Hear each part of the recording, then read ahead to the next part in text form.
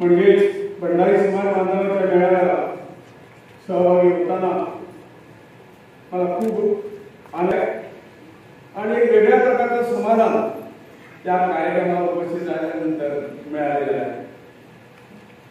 भंडारी बांधवाच्या एकत्रीकरणासाठी होत असलेला हा प्रयत्न अत्यंत स्तुत्य आहे। भंडारी शिवाजी महाराजांच्या स्वराज्याच्या लढाईत गाजवलेल्या शौर्य गाथांनी निश्चितपणे कणकण थरारून उठतोय। त्यांच्या अलौकिक पराक्रमाने पूर्ण स्वाभिमानाने भरून येतोय। स्नायू स्फुरण पावतात। आमच्या महापराक्रमी भंडारी लढवयापुढे नतमस्तक होताना अंगातील रोम भाल्यासारखा थरथरत आहे। एका लहानशा गोष्टीनंतर मी मुद्द्याकडे बोलतोय। व्हिएतनाम हा जगाच्या नकाशावर एखाद्या नखा एवढा देश आहे। या स्वाभिमानी देशाने बलाढ्य अमेरिका सारख्या देशाबरोबर तब्बल 20 वर्ष लढाई केली आणि अमेरिकेला हार पत्करायला लावली। युद्धानंतर पत्रकारांनी व्हिएतनाम देशाच्या तेव्हाच्या राष्ट्राध्यक्षांना छेडले, विचारलं आणि विचारल्यानंतर त्यांनी उत्तर दिलं की तुम्ही लढाई कशी जिंकली। त्यांनी उत्तर असं दिलं की शिवाजी महाराजांच्या गनिमी काव्याचा वापर करून अमेरिकेला पराभूत केल्याचं त्यांनी सांगितलं। शिवाजी महाराजांचे चरित्र वाचून आपण प्रेरित झाल्याचे व्हिएतनामाच्या राष्ट्राध्यक्षांनी कबूल केलं। शिवाजी महाराजांनी जसे मोगलांना गनिमी काव्याचा वापर करून दे माय गनिमी काय करून सोडलं, तेच तंत्र व्हिएतनाम त्या देशाने आकाराने भारतापेक्षा 3 पटीने मोठ्या असलेल्या देशाला दूर चालला। इथं मला नमूद करायचं आहे की व्हिएतनाम हा देश महाराष्ट्र राज्याच्या अर्ध्यापेक्षा कमी आहे।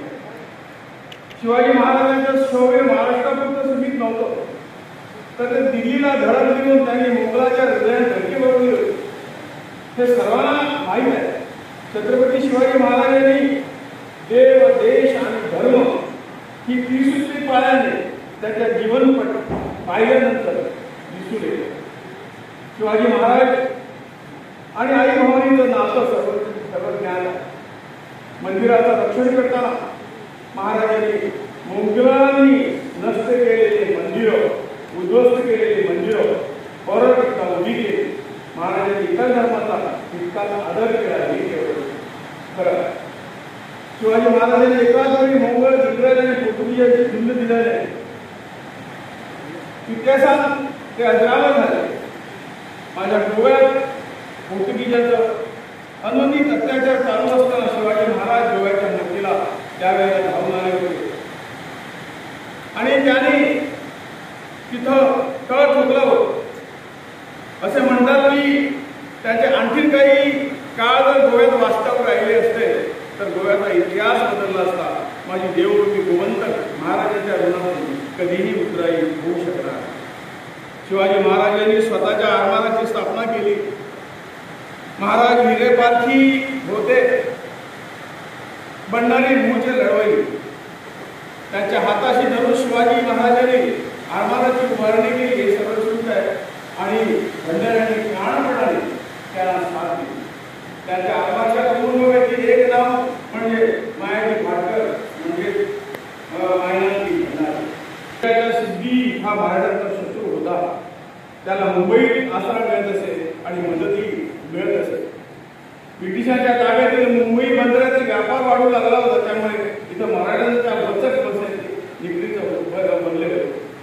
मुंबईपासून 30 किलोमीटर अंतरावर असलेल्या या बेटावर शिवाजी महाराजांना किल्ला बांधायचा होता, पण ब्रिटिशांच्या विरोधामुळे बसला। पुढे मराठ्यांनी खांदेरी ताब्यात घेतलं व तिथे 400 माणसं आणि 7 लोक तैनात करून किल्ला बांधायला लागला।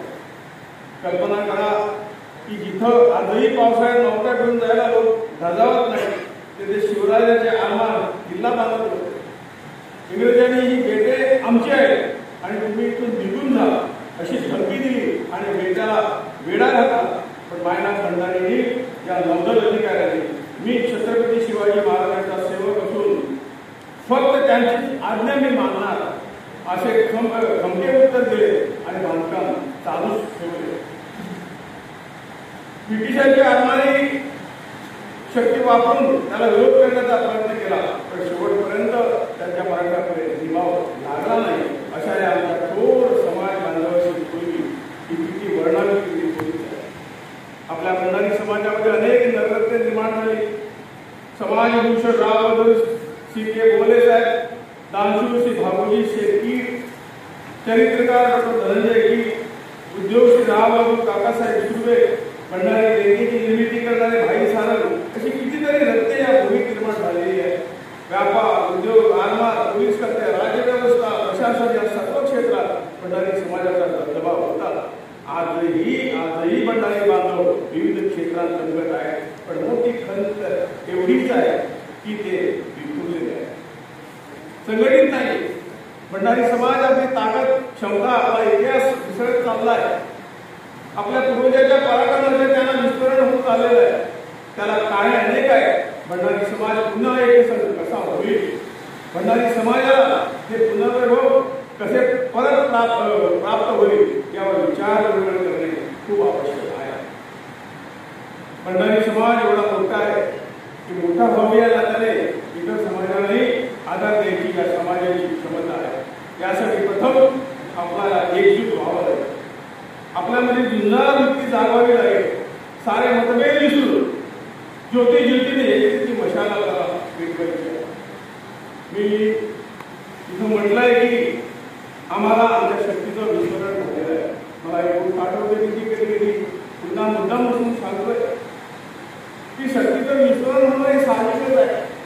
तिथं परमेश्वर रूपी काही आपले देव होऊन गेले, त्यांना ह्या सगळ्या गोष्टीचं विस्मरण होत होतं, परंतु आमच्यासारख्या मानवाचं हे साहजिकच आहे.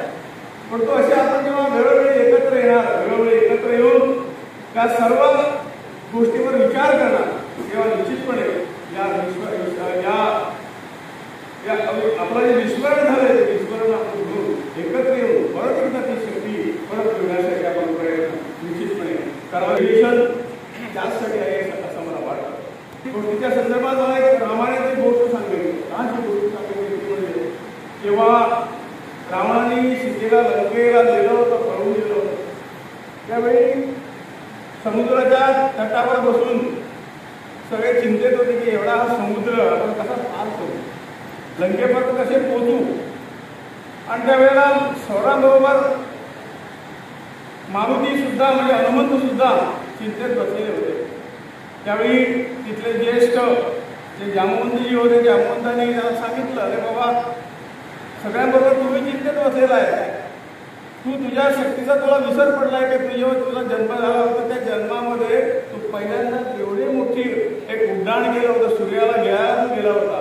ते कितीतरी पटीने या म्हणजे श्रीलंका आणि भारताच्या मध्ये जे काही अंतर आहे ते कितीतरी पटीने जास्त होतं आणि तू हे तेव्हा केलं होतं लहान असतं. आज तू बलवंत झालेला आहे, मोठा झालेला आहे आणि तुझ्यासारख्याला हे काहीच नाही. हे जेव्हा त्याला आठवण करून दिली तेव्हा त्याला जी विस्मृती झालेली होती ती विस्मृती ती परत त्याला आपल्या शक्तीची जाणीव झाली. आणि नंतर रामायणाला सर्वांना माहिती आहे. सांगायचं एवढंच आहे की आपण जेव्हा अशा पद्धतीने एकत्र येऊ आणि ज्या विस्मृतीमध्ये आपली शक्ती आपण जे विसरलो, ही शक्ती जर त्याची परत आपल्याला आपल्या ताकदीची जर जाणीव आपल्याला झाली तर निश्चितपणे भंडारी समाज आज सर्वांना पूर्ण उरेल. या देशाच्या विकासासाठी, संपूर्ण समाजाच्या विकासासाठी पूर्ण जाईल. मला स्वातंत्र्यविनायक सावरकरचे शब्द आठवतात, देहाकडून देवाकडे जाताना आधी देश लागतोय आणि त्या देशाचं आम्ही देणे लागतो. एकतेचा मंत्र जपतानाच विज्ञाननिष्ठ होऊन समाजाच्या पलीकडे पाहण्याचा आपल्याला आपला दृष्टिकोन निश्चितपणे ठेवावा लागेल. देशातील आव्हानं, समस्या जाणून घेण्याचा प्रयत्न व्हायला पाहिजे. आणि म्हणूनच आपल्याला थोडंसं या सगळ्या गोष्टीचा हे सगळं जर व्हायचं असेल तर फक्त बाकीच्याने केलं पाहिजे. फक्त जे काय पद आहे त्या पदाला मीच योग्य आहे हा जो अहंकार आणि अहंभाव आहे तो थोडासा बाजूला ठेवून आपल्याला पुढे गेलं पाहिजे.